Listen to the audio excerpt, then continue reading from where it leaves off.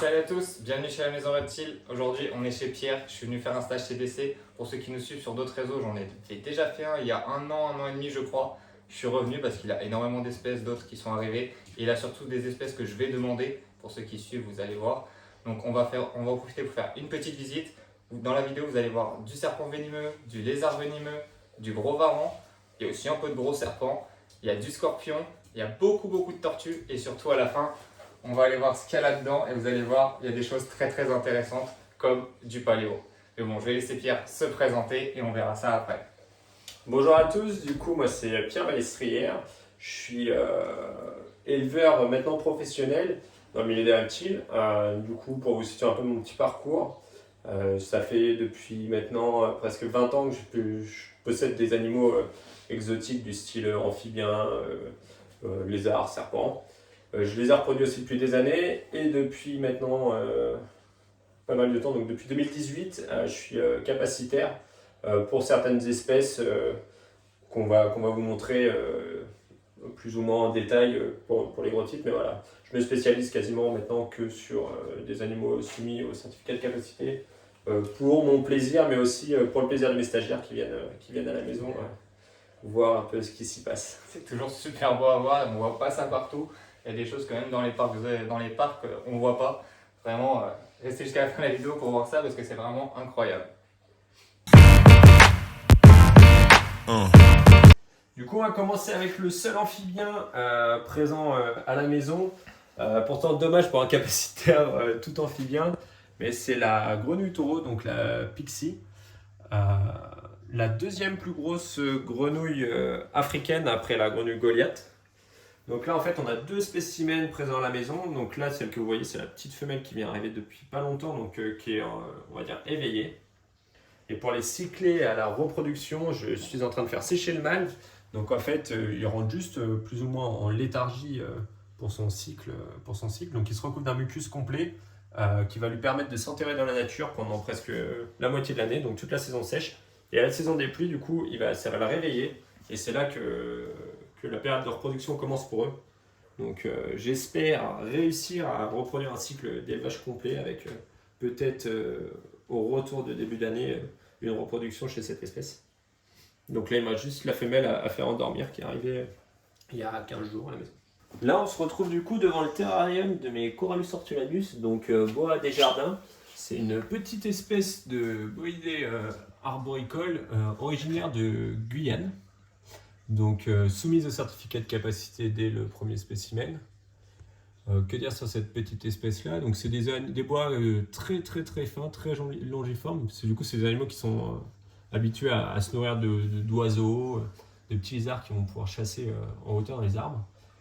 Niveau des couleurs, donc bon, pour ceux qui connaissent l'espèce, j'ai pas les plus jolies, mais il n'y a pas de réel panel de code couleur. On peut très bien se retrouver avec des animaux jaunes, comme des animaux rouges, comme donc voilà, il y a quand même pas de gros travail de génétique en dehors de tout ce qui va être les tigers ou les extrêmes raids. Donc voilà, après sur un petit terrarium du coup qui est pas très planté, parce que les plantes niveau chaleur elles ont pas trop aimé la blague. Mais par contre on a d'autres animaux avec, donc des petites tules qui réagissent à la lumière ultraviolette. On va essayer d'en trouver une. En général voilà, elles se mettent là. Je sais pas si vous la voyez, voilà. Donc ça, c'est les animaux qui sont quand même plutôt cool. Donc j'ai ça dedans et tout ce qui va être cloporte et colambole aussi. Ce qui fait que je limite quand même l'entretien sur mes terrariums. Et j'essaye d'avoir un biotope un peu plus cool, quoi.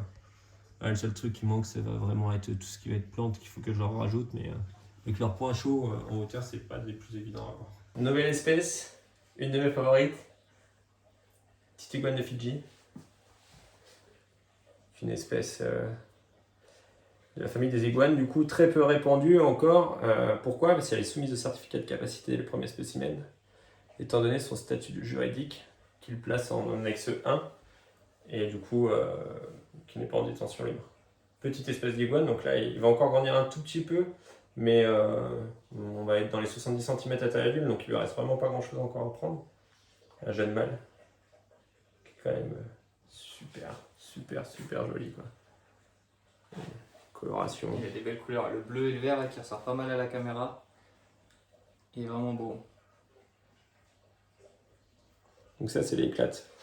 J'espère réussir à lui faire rentrer une petite femelle prochainement pour présenter un couple et tenter la reproduction de cette espèce-là.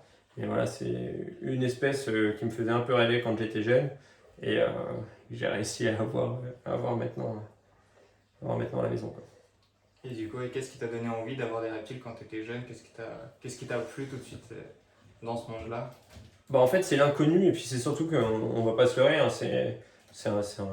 une passion d'égoïste, hein. On prend des animaux, on les met en captivité pour pouvoir les observer, mais vraiment le comportement et le fait de ne pas savoir réellement encore, malgré bon, tous les tutos, tout ce qu'on peut voir, mais vraiment de conseils, tout ça, c'est encore très peu développé, on en apprend tous les jours encore sur cet univers-là, et pouvoir les observer vraiment en les laissant tranquilles, parce que niveau manipulation, moi j'en fais quasiment jamais.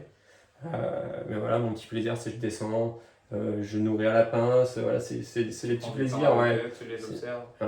Et puis bon, bah, quand on voit des animaux comme ça, bon, ok, j'ai des chiens, ok, j'ai des chats, mais alors ça, C'est différent. ouais, non, On en a aussi. c'est beaucoup plus. Enfin voilà, c'est un plaisir, ça s'explique pas. Peut-être aussi un peu le dégoût de certains qui font que ça peut donner un peu plus d'attirance au mal-aimé, si on peut dire ça, mais ouais, c'est plutôt mal connu parce que, en vrai, quand beaucoup de gens connaissent pas forcément cet univers-là, ou alors nos cibles entièrement tatouées, entièrement percées de la tête aux pieds, ouais, range tes bras.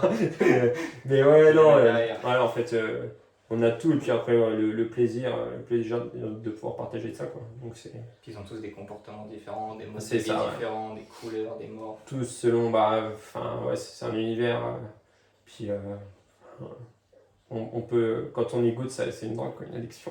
Et avant d'avoir autant d'espèces différentes, t'avais commencé par quoi toi? J'ai commencé par de l'amphibien, du coup, premier amour, et j'aime toujours autant, mais bon, la place et le temps à donner à mes animaux me réduit fortement sur les espèces amphibiens. Mais ouais, j'avais commencé avec de l'amphibien, après, bon, bah, lézard, hein, quand on a Pogona, qui peu d'éleveurs n'ont pas eu dans les mains. Mais, euh, mais ouais, non, et après, en me ciblant sur des espèces mythiques qui m'ont poussé à passer des certificats de capacité pour pouvoir l'avoir, notamment bon, bah, Brachylophus, donc l'iguane de Fidji, le Pandinus, la vipéracile, une des plus belles à mon sens, et puis on le verra d'autres après dans le grand enclos qui se situe derrière, le rêve de tout gosse. Et quand tu dis aux gens, un jour j'en aurai, tout le monde te rigole au nez, oui, oui, oui, oui, oui, oui, continue. Voilà, maintenant je peux dire, maintenant j'en ai. Ouais, donc voilà, c'était la prochaine question. Pourquoi être capacitaire? En fait, c'était pour pouvoir détenir des espèces que t'avais pas le droit avant. Exactement. C'était un rêve pour toi. C'est des animaux, voilà, on en fait tout un foin, hein, du certificat de capacité, hein, faut pas se leurrer. Bon, après, c'est comme tout. C'est comme un diplôme à passer, hein, mais bon, quand on aime ça, c'est pas la mer à boire non plus, quoi. Moi, on m'a dit, ouais, tu verras, le certificat de capacité, c'est compliqué, ceux qui le font passer, enfin voilà, on entend de tout et n'importe quoi quand on connaît pas. Et au final, en se rapprochant, bah, moi de ma DDPP, en tout cas celle qui me concerne, bah, j'étais loin de ce que j'avais pu entendre parler. C'est pas si compliqué que ça, c'est pas insurmontable à faire. Et par contre, ça nous ouvre les portes sur tout un autre tas de choses, hein. Bah déjà, l'univers des animaux, on n'est plus sur des simples espèces qu'on pourrait retrouver, même s'il y a largement de quoi s'éclater avec toutes les espèces en vente libre, hein, Du sur du gut, du python, du gecko, mais, du pogo. mais voilà, quoi, ça m'a permis d'avoir des animaux où je m'étais dit, ouais, non, enfin, même juste des animaux qu'on voit en zoo, quoi. De me dire, ça y est, j'ai mon zoo chez moi, mon petit coin à moi tranquille, quoi. Donc là, ouais, quand j'ai eu bah, mon premier iguane de Fidji dans les mains, tu te dis, ça y est, il est à moi, quoi. T'as pas la petite larme qui monte, mais pas loin, quoi. C'est ça, c'est de se dire, voilà, celui que tu avais mis sur ton Facebook quand tu étais gamin en disant, ah, un jour, ouais, bah, voilà, ce jour-là est arrivé, et voilà, quoi. Donc, c'est des espèces qui sont encore mal représentées en captivité, ou peu représentées en captivité, mais, sauf en parc zoologique, mais enfin, voilà. Passer le certificat de capacité, c'est de se dire, je peux avoir des animaux de zoo, je peux avoir des animaux dangereux chez moi. En gros, les animaux qui te font rêver ou qui te paraissent inaccessibles, en fait, le sont. Il faut juste y croire et se donner les moyens. Et puis le passage au certificat de capacité, c'est pas que des moments désagréables. Regardez, pendant les stages, on peut venir manipuler des espèces, pareil, qu'on n'aura jamais pensé manipuler, j'ai même jamais voir, découvrir certains terrariums ou comme ça que vous allez voir après, mais des choses que même en parc, des fois, vous ne voyez pas aussi bien. C'est ça. C'est aussi l'expérience de venir en stage et de voir tout ça. Il y en a, j'avais déjà discuté, il y en a qui ne veulent pas passer le certificat de capacité, mais qui aimeraient faire des stages pour aller découvrir des espèces, passer des moments comme ça et tout. Donc c'est aussi de très très bons moments à passer, de découvrir des nouvelles espèces et même des nouvelles personnes comme Pierre et comme tous les autres que j'ai été voir pendant mes stages. Bah, c'est carrément ça, même le fait voilà, de faire des formations chez les gens, ça ouvre des portes, ça ouvre des carnets d'adresses, il ne faut pas se leurrer. Moi, quasiment tous ceux chez qui je suis passé, maintenant c'est des copains.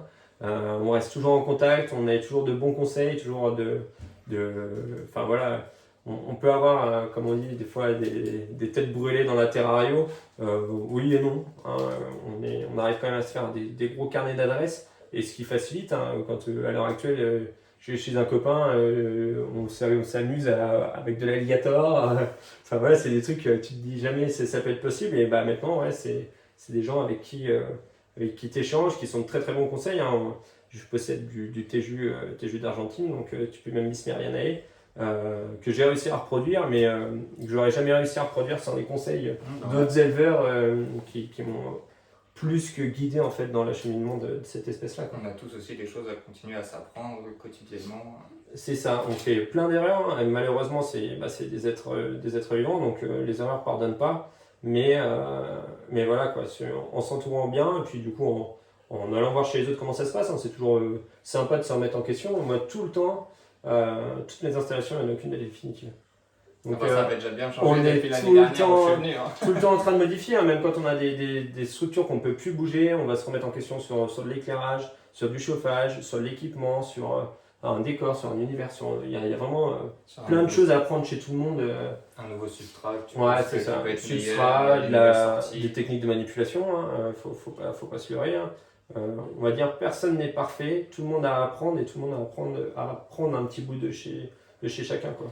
Moi, c'est ce que j'ai fait. J'ai pris un bout d'un tel, un bout d'un tel, un bout d'un tel, j'ai mélangé et je me suis fait ma façon à moi qui me permet d'être à l'aise pour travailler avec ces animaux-là. Parce que là, on est sur une espèce qui est quand même peu dangereuse, mais bon, sur d'autres animaux qui sont considérés comme dangereux, voire beaucoup plus, il y a des techniques à faire, ça ne s'apprend pas tout seul, quoi.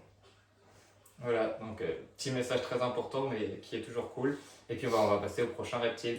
Une des deux espèces du coup de serpents venimeux présentes à la maison, la Botryechis schlegeli, maintenant qui a changé de nom du coup, qui s'appelle maintenant Botryechis nigroaspersus, du coup plus connu sous le nom de Viperacil. Originaire de Costa Rica, donc là la couleur jaune comme ça, c'est une couleur parfaitement naturelle, on les retrouve dans la nature pareil, de couleur jaune, ce qu'on va appeler lichen, donc ça va être couleur camouflage ou rouge brique. Dans les plus grandes, après voilà, il y a plein de variantes de couleurs.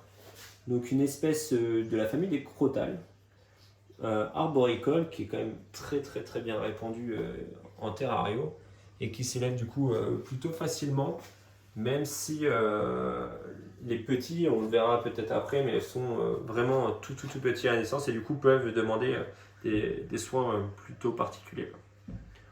Là, un terrarium pareil, un très basique. Un peu plus planté, mais pas trop non plus. Bon, l'animal, on arrive facilement à le retrouver.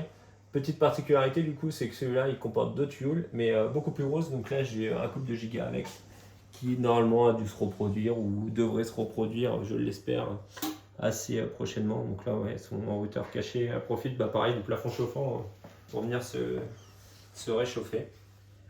Du coup, là, c'est une femelle que j'ai eue maintenant, il y a à peu près 1 an et demi. Qui était toute petite, qui pesait 4 grammes et là, bon, commence à faire une belle taille, quoi. Celle-ci, je l'avais vue la première fois que j'étais venu en stage du coup. C'est ça. On l'avait nourrie avec des tout petits rosés, elle était vraiment toute petite. Moi j'ai du fœtus, maintenant elle est passée à la sauteuse pour vous donner un ordre d'idée de taille, quoi. Vraiment magnifique avec le jaune comme ça. Je vous fais un petit focus et un petit zoom, mais regardez. Et du coup, regardez les petits cils là, pour les vipéraciles. On la voit assez bien avec le zoom. Magnifique. Deuxième espèce du coup de serpent venimeux présent à la maison, donc aussi bien connu sous ce nom, Cerastes, donc vipère à cornes.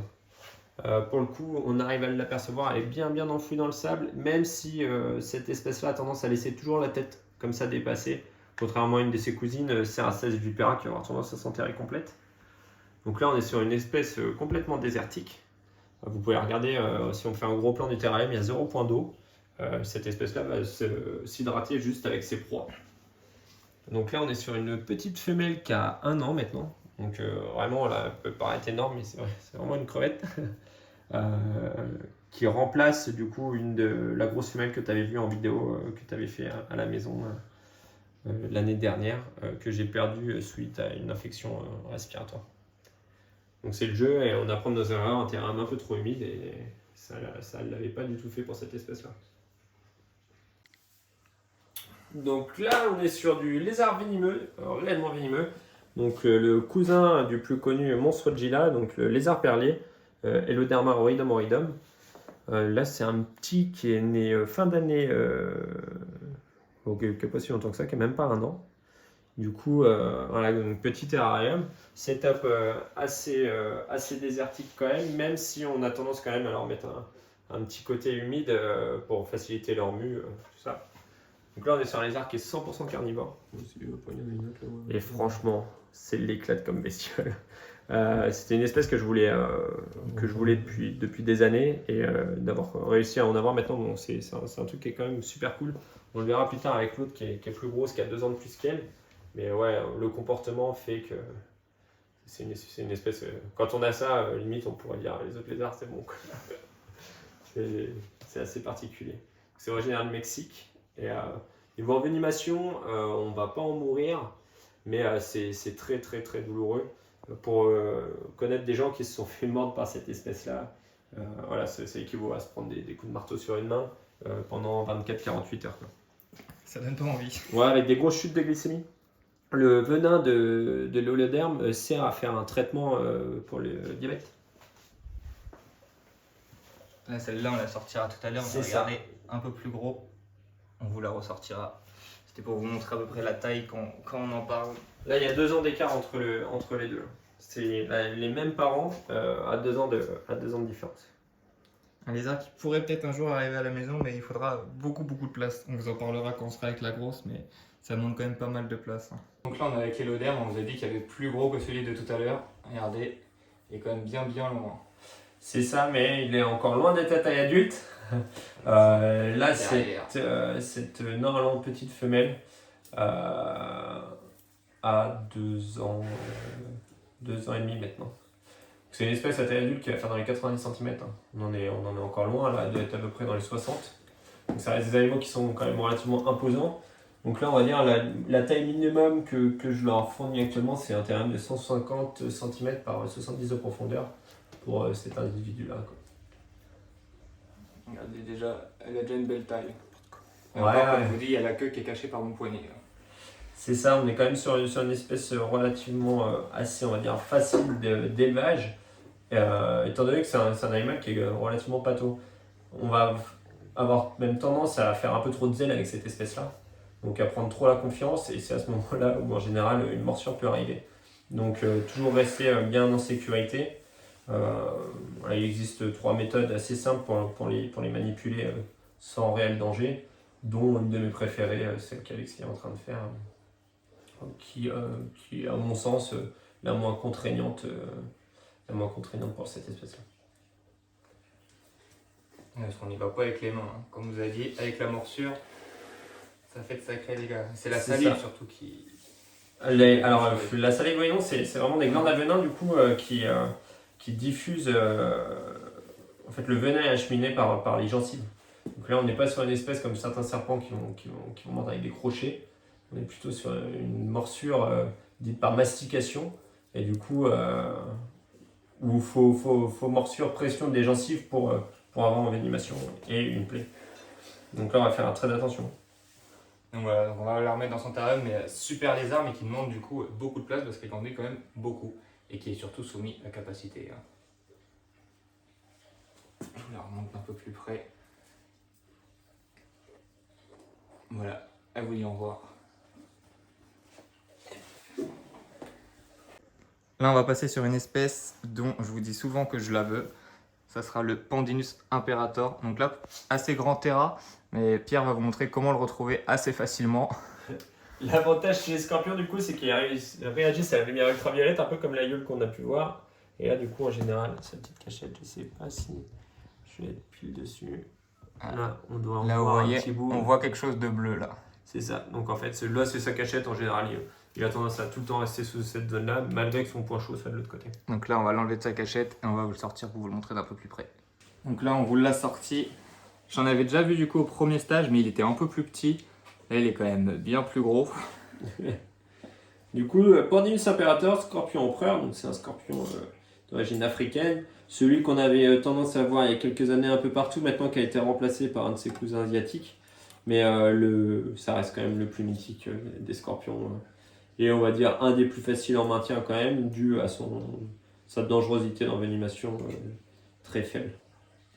Quand même faire attention, hein, c'est des animaux qui sont quand même bien armés. Bon, le côté aiguillon qu'on peut voir, qui est quand même bien développé, mais le plus gros danger chez Pandinus imperator, ça va rester quand même cette grosse paire de pinces extrêmement puissante et grosse, quoi. Je sais pas s'ils vont ressortir, mais par exemple, les scorpions sont recouverts de plein de petits poils thermosensoriels, du coup, qui leur permettent de sentir un peu les mouvements et l'environnement autour d'eux, malgré qu'ils soient bien équipés visuellement avec leurs multiples paires d'yeux. Et du coup, la fluorescence. Il part se cacher dans le coin, tout comme dit.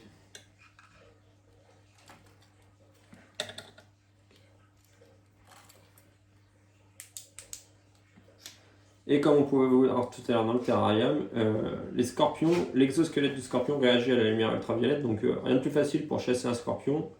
Il faut attendre la nuit et puis se promener avec une petite lumière ultraviolette pour les détecter assez facilement. Donc là on est en spectre assez... Voilà, par exemple là si on éteint tout, vous allez voir que voilà, on peut pas passer à côté d'un animal comme ça, quoi. Ah. Ah, il veut pas qu'on voie.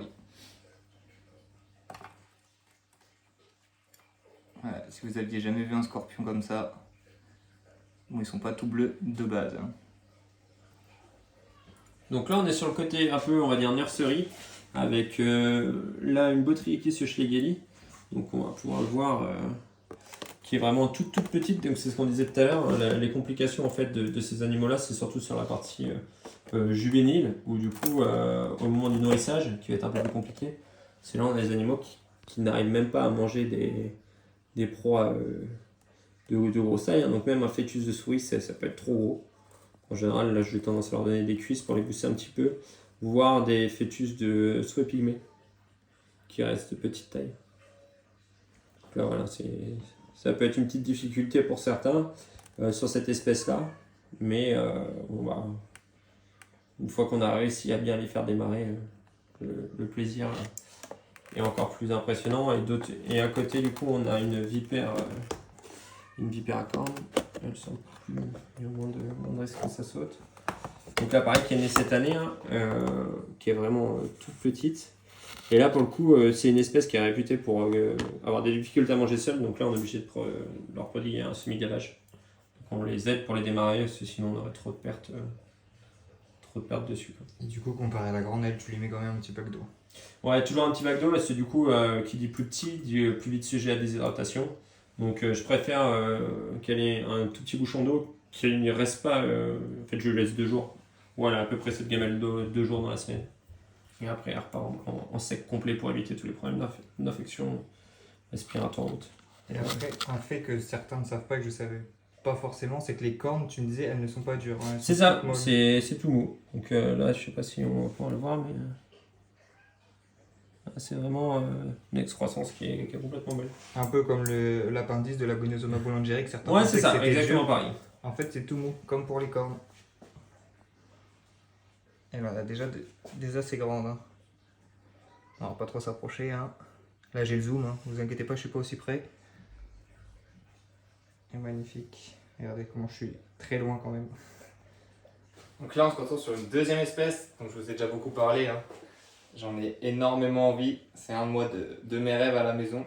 La tortue alligator, regardez-la avec sa gueule grande ouverte. Cherche pas, t'as pas assez un long coup pour me mordre. Et regardez, avec la carapace. Vraiment ma tortue préférée. Voilà, on est quand même sur une espèce de tortue, on va dire, un peu mythique du milieu aquatique, hein, la plus grosse tortue d'eau douce qui existe, donc Macrochelys timinki. Tortue alligator. Pourquoi? Par rapport à la pression de sa mâchoire. Je ne sais pas si on voit bien sur le dessus, ça fait vraiment deux grosses boules qui sont situées là, c'est vrai, les muscles, donc, qui vont lui permettre d'exercer une pression monumentale. Et puis une tortue bien armée avec ce bec un peu imitation bec de perroquet qui lui donne un tranchant mémorable. Et puis bah, pour ceux qui connaissent hein, et ceux qui le voient à l'intérieur dans sa bouche là, le petit leurre du coup rose, c'est une excroissance, un petit appendice qui avait agité à la base avec son muscle là, comme on peut voir un petit peu, et du coup qui va imiter un verre dans l'eau. Le poisson s'approche et crac. Il n'y a plus de poisson. L'étau se resserre, c'est presque c'est fatal hein, tout de suite. Hein. Donc, Et regardez cette carapace vraiment moi qui. C'est ça que j'adore, la carapace qu'elle a. Et là, là c'est un bébé. Hein. elle est encore petite, hein, ouais, justement. C'est vraiment un bébé, donc là on est sur un potentiel mâle, je pense, à voir en grandissant quand même, mais ça part bien là-dessus. Donc on va être sur une taille qui va faire à peu près au max du max dans les 80 cm. Donc ça reste quand même des animaux qui sont relativement balèzes, quoi. Qui prennent beaucoup de place, mais par contre, le gros avantage de cette espèce-là, c'est qu'elle s'acclimate très très bien chez nous. Donc elle est soumise au certificat de capacité pour deux raisons. On va l'aspect dangereux par rapport à la mâchoire, mais aussi l'aspect invasif. Donc chez nous, c'est une espèce avec sa cousine éloignée qui est la serpentina, qu'on peut retrouver chez nous dans la nature, malgré le fait qu'elle ait absolument rien à faire ici. Donc si vous en croisez dans la nature, appelez des personnes compétentes. Faites attention à ne pas vous blesser avec. Ouais, c'est ça. Franchement, les manipulations, surtout que c'est des animaux qui n'ont pas de prédateurs arrivés à une certaine taille, donc en fait, ils n'ont plus peur hein, du tout. Hein. Là, on le voit, elle ouvre la bouche, elle va la refermer à une vitesse monumentale. Donc si on ne sait pas manipuler ces animaux-là, franchement, faites le pas. Quoi. Il y a aussi deux techniques, ouais, comme je fais là, du coup, derrière les pattes. C'est ça. Mais ça, c'est des techniques que justement j'ai appris avec Pierre l'année dernière en stage. C'est des choses qui s'apprennent et qu'il ne faut pas essayer quand on ne sait pas faire. Quoi. C'est ça, surtout qu'avec sa cousine, donc la Chelera serpentina, tortue cou de serpent ou tortue hargneuse, au premier abord, une personne qui ne sait pas forcément faire la différence va pas forcément le voir, mais l'autre peut se retourner avec une frappe tellement forte que voilà, si vous voyez un animal comme ça, Il faut appeler les personnes compétentes. Pas y toucher. Pas y toucher du tout. Donc là, le projet pour elle, c'est extérieur à l'année pour pouvoir profiter de notre beau climat de chez nous. Quoi. Et j'espère d'ici 1 ou 2 ans que vous la verrez, enfin pas celle-ci, mais avec l'espèce régulièrement à la maison sur la chaîne. J'aimerais vraiment beaucoup. Ouais, c'est un petit mythe et ouais, c'était une des premières tortues aquatiques où je me suis dit Ah bah moi c'est la première que je veux. Bon, j'en ai déjà une avec Akino, mais celle-ci sous certificat. Ah, la Mata, c'est. Je la veux vraiment. La Elle est jolie Mata, aussi. ouais. La sympa. Mata, c'est. Mais celle-ci elle restera en top 1, vraiment l'effet de la carapace et de la gueule. Là. Ça. Je le redis, mais qu'est-ce que j'adore ça. Regardez les bosses. Elles vont diminuer quand même avec la croissance, hein, mais elle sera quand même beaucoup plus marquée la carapace chez une Macrochelys et jamais lisse. Quoi. On a toujours ces trois rangées bien démarquées au niveau de la dorsale. La patate. Varan hispanoptes orni, donc varan des sables, originaire d'Australie. C'est le plus gros que j'ai à la maison actuellement. Gros pépé. Hein. Ouais, un beau bébé quand même. Pour donner une idée de taille, il est à peu près dans les 1m50, même si on l'a fait couper un petit bout de queue il n'y a pas si longtemps que ça. Là, elle fait tout le tour de mon corps quand même avec eux. Voilà, donc gros varan, grosse installation. Là, pour vous donner une idée, il a un enclos qui doit faire dans les 7 mètres carrés. Pour lui et sa femelle, du coup, elle est beaucoup plus petite que lui. Et du coup, voilà, 7 mètres carrés pour un couple, c'est pas un palace non plus. Quoi. C'est quand même des animaux qui se déplacent énormément, qui creusent énormément, hein, d'où le fait qu'ils sont armés avec des grosses pattes comme ça et des griffes assez bien dominantes. Du coup, c'est des animaux qui vont creuser énormément, qui vont éclater des troncs avec leurs griffes pour aller se nourrir des larves qui peuvent y trouver, tout ça. Donc gros varan, grosse alimentation, grosse structure.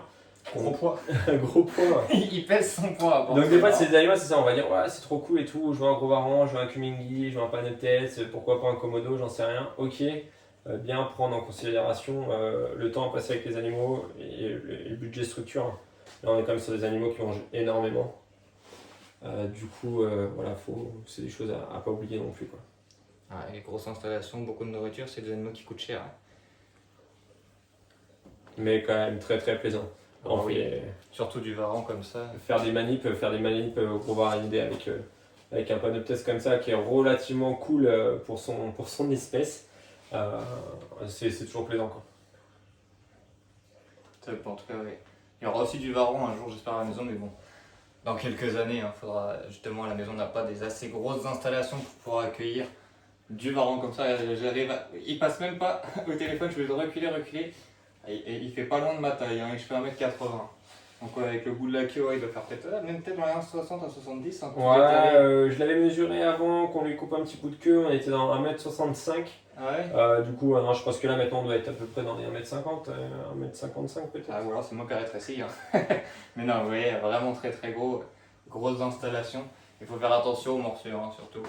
Ouais, gros dégâts chez les morsures pour tout ce qui est varan. Vous doutez bien, de toute façon, vu la mâchoire qu'il a. Même si c'est pas le plus armé de tous les varans au niveau des dentitions, quoi.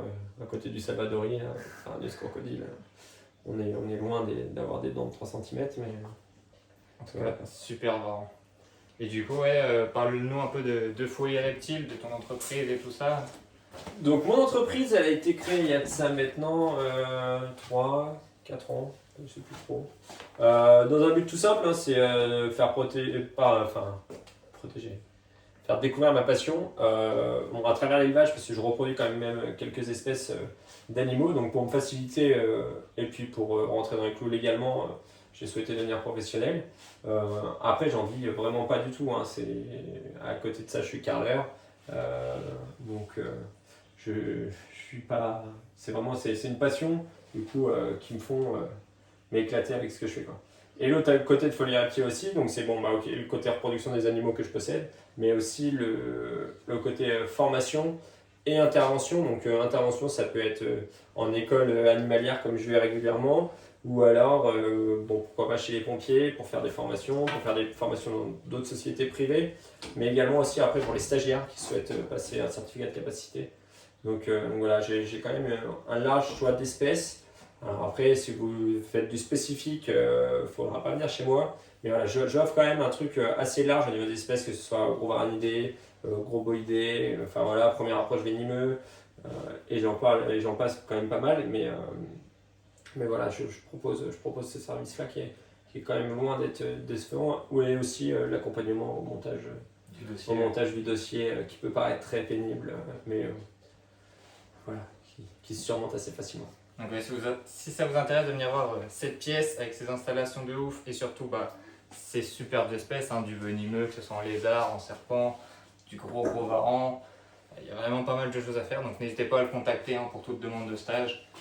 Je vous le recommande très fortement. C'est pas pour rien que je suis revenu déjà une deuxième fois. Hein. On est quand même sur une belle structure, hein, je vais pas me plaindre.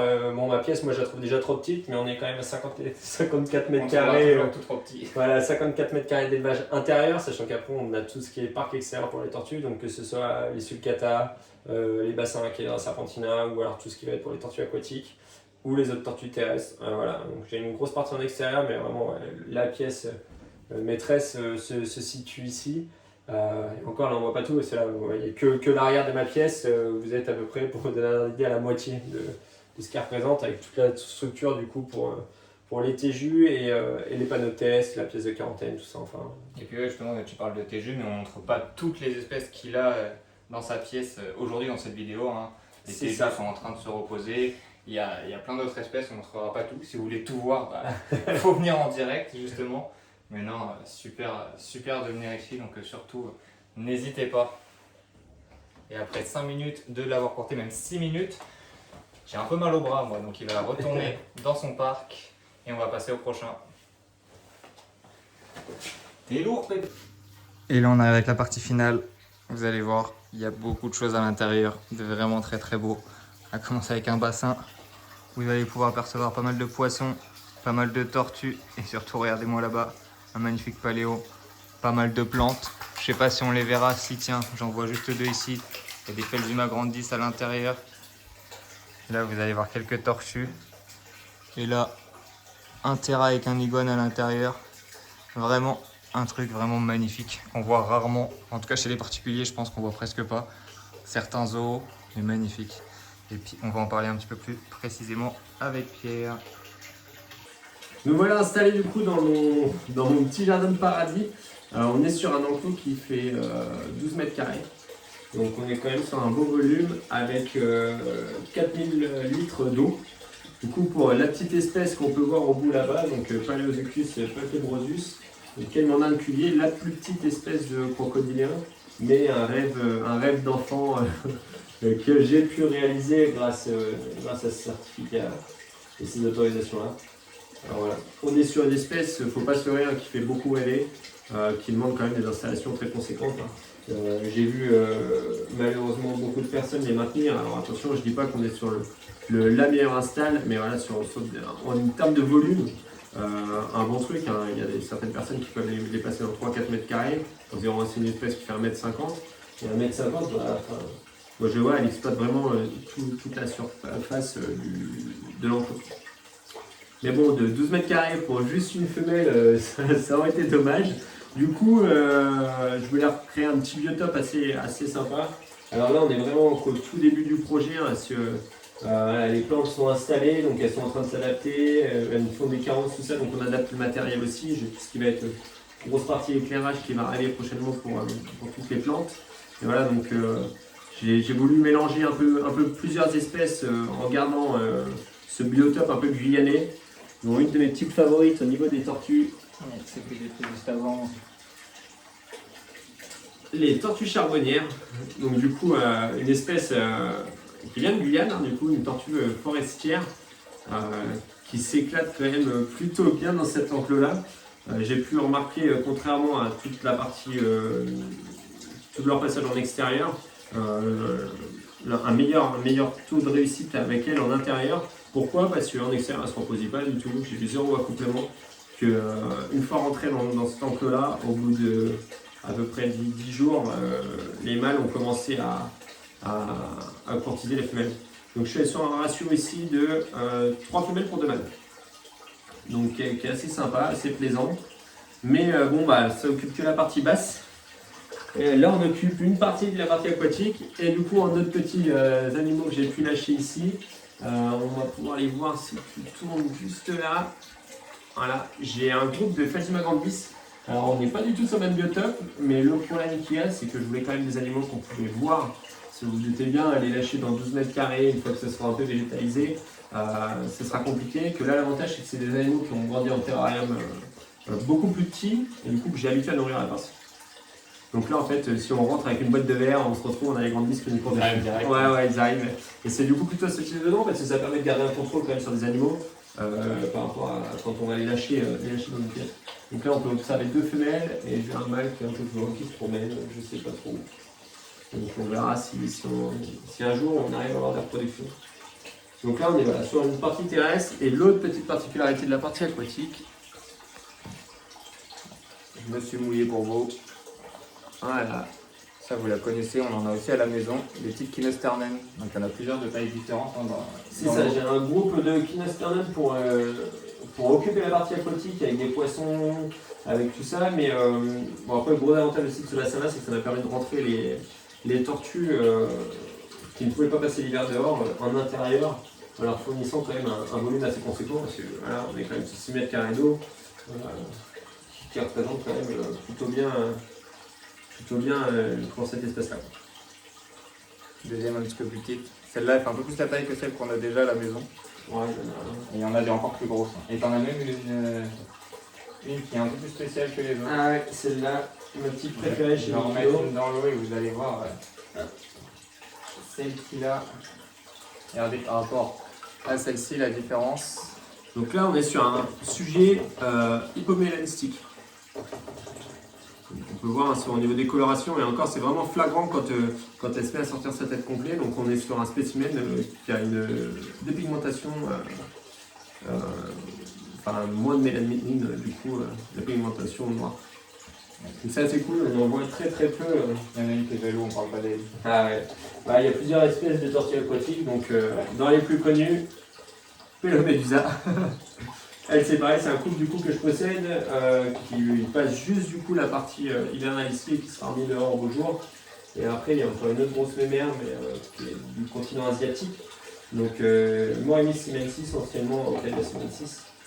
Elle fait un canon au caïman. Ouais, qui a remplacé un peu la tortue de forêt chez nous. La cohabitation avec les tortues se passe relativement bien chez cette espèce de caïman, étant donné que c'est une espèce qui va se laisser faire, plutôt bien se laisser faire, hein, c'est pas rare, hein, on le voit, les tortues elles lui grimpent dessus, elle vient pas du tout.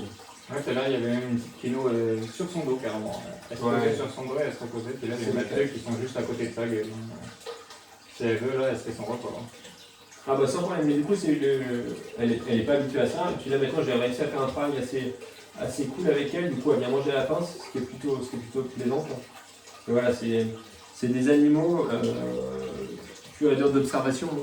La plus petite. Elle a tout bébé. La plus petite du bassin et la plus hargneuse parce que celle-là m'a mordu un paquet de fois. Elle est toute mignonne. Mais ouais, du coup, c'est des animaux qui ont un gros manque de confiance en eux. Hein. Là, on le voit, elle est très très cool, elle coule pas du tout, elle pourrait vraiment couler au fond du bassin. Mais elle reste là, par contre, voilà, on peut juste observer.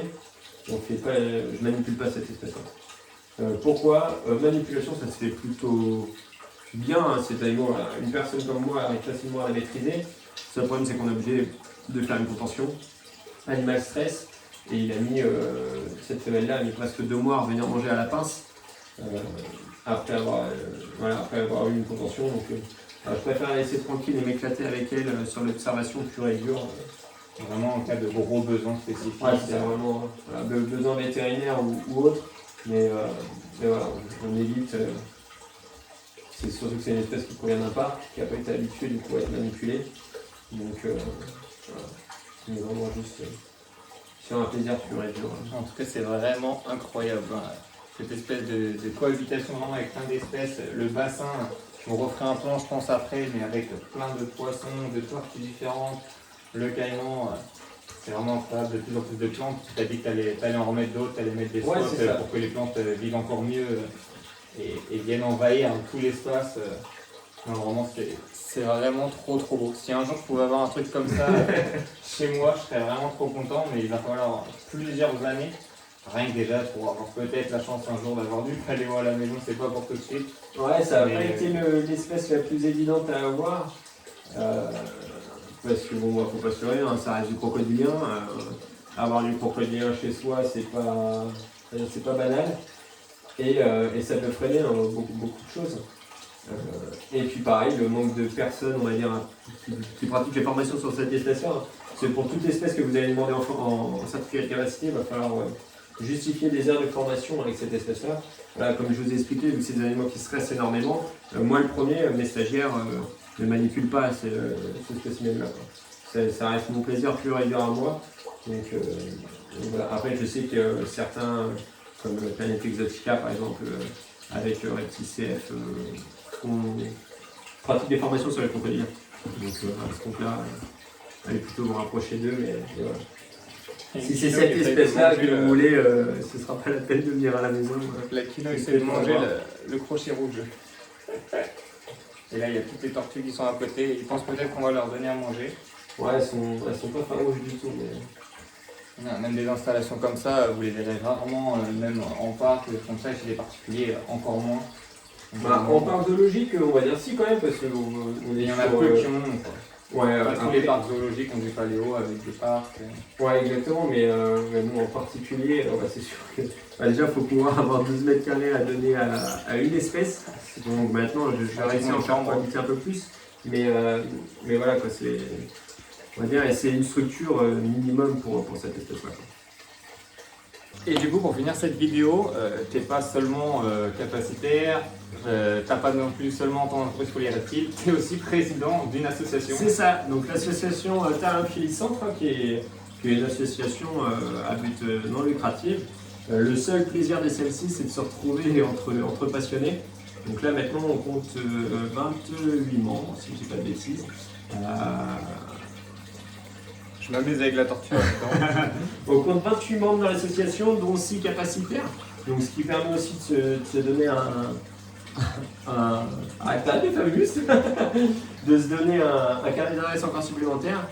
Et le but, l'objectif de notre passion, c'est de la faire découvrir. Hein. Donc notre club contribue énormément à ça et organise du coup sa bourse annuelle, son salon annuel, donc, qui est celui de Fondette, organisé jusqu'à l'heure actuelle à Fondette et qui devrait déménager pour l'année 2025 avec un gros show.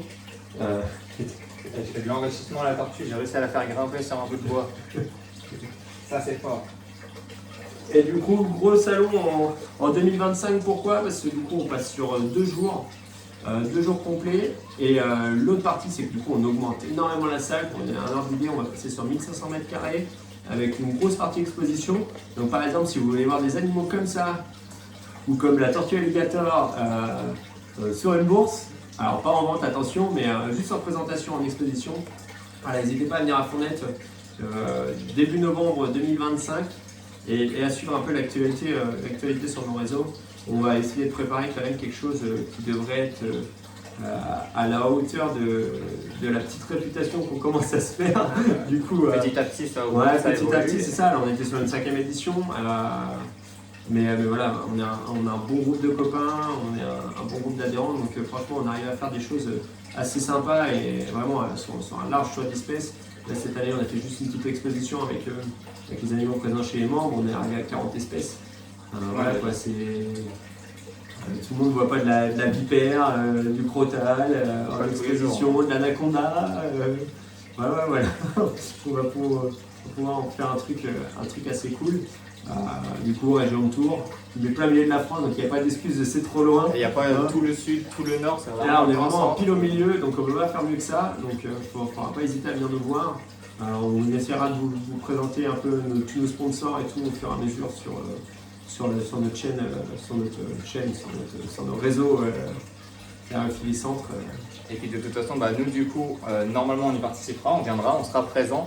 Et du coup, de toute façon, vous aurez toutes les infos petit à petit sur nos réseaux sociaux, surtout sur Instagram, en story, tout ça. Dès qu'il y aura de plus en plus d'informations, ça sera partagé sur nos réseaux. Donc vous ne pourrez pas oublier, comme ça on vous en rappellera.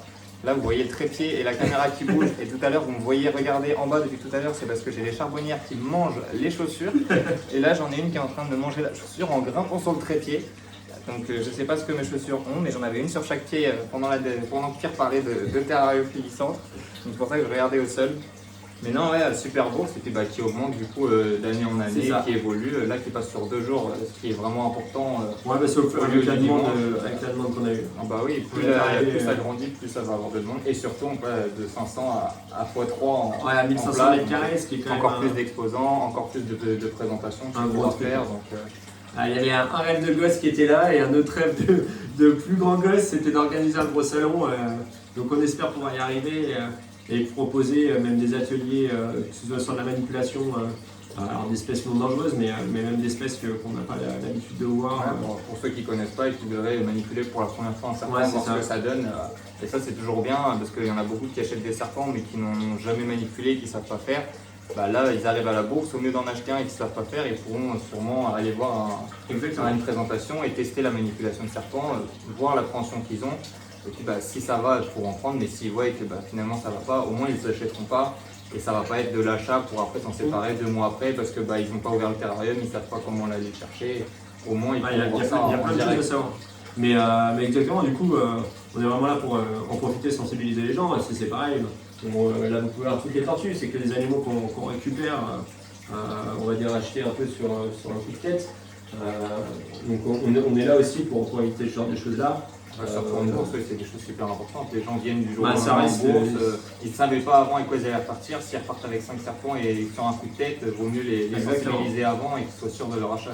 Et puis c'est quand même une passion qui est peut-être vouée à disparaître au vu de la législation qui se durcit. Donc au mieux, chacun essaye de faire un peu un effort de son côté.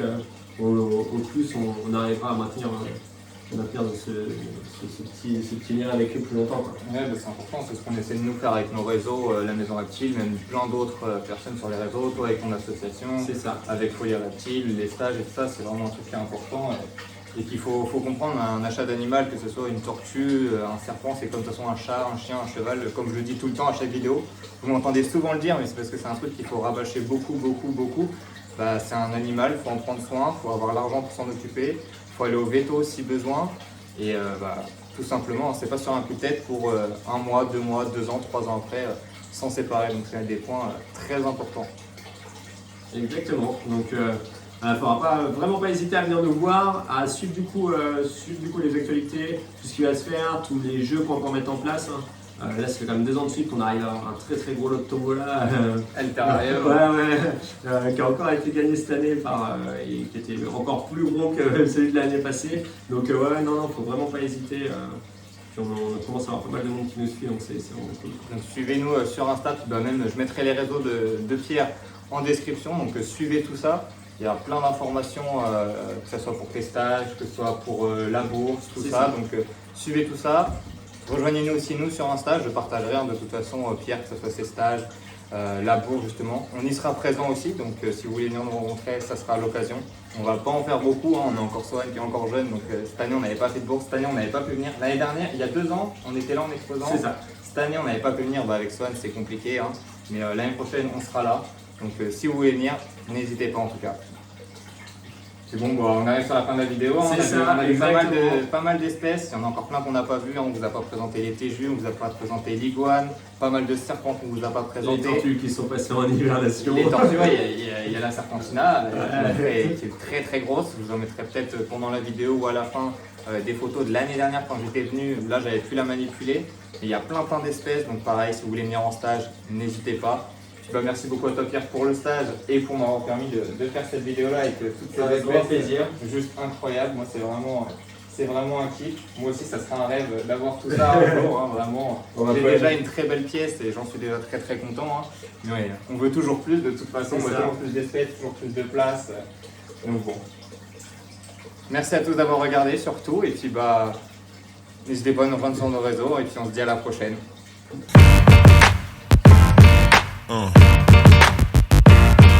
Yeah.